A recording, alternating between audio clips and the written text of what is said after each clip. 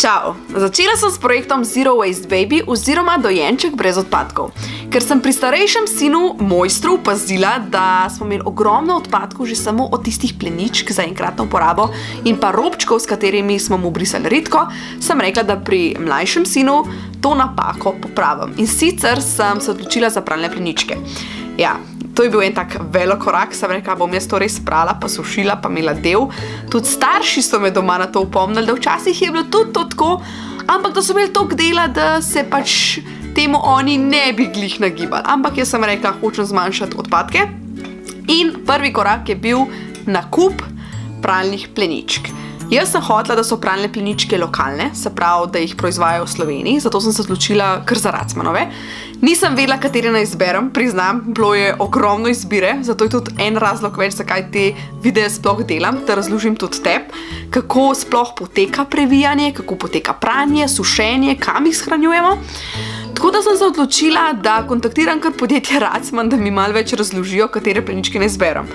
Povedali so mi, da imajo bambusove pleničke, da imajo bombažne pleničke, da imajo različne načine zapenjanja teh pleničk, da so pleničke vse v enem, da so pleničke, kjer imaš pleničko pa prekrivne hlačke.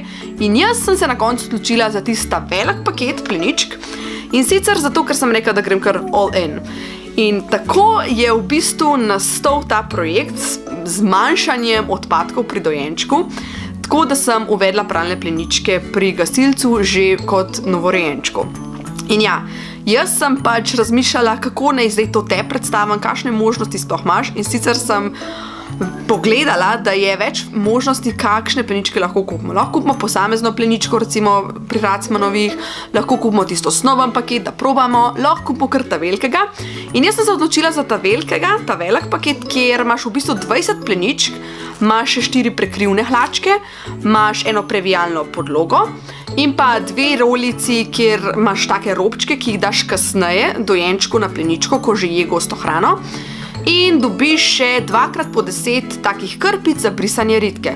10 krpic je iz bambusa in 10 krpic je iz bombaža. Tako da to je bilo meni nekaj fenomenalnega, kar sem dobila. In želela sem pač to deliti z vsemi, ker ste me že kar nekaj spraševali, a se sploh obnesajo, kjer ne izberem, kakšne so. Tako da ja, vse bom povedala v naslednjih videih, kako se jih pere, kako se jih suši, kje jih shranjujemo, ko so umazane, če kam gremo, kam jih damo. Tako da ti sem sled. Narod se na moj YouTube kanal in pač bom vse povedala. Tako da uživi, lepo se mej, pa čim več bo to zun. Se vidimo. Čau.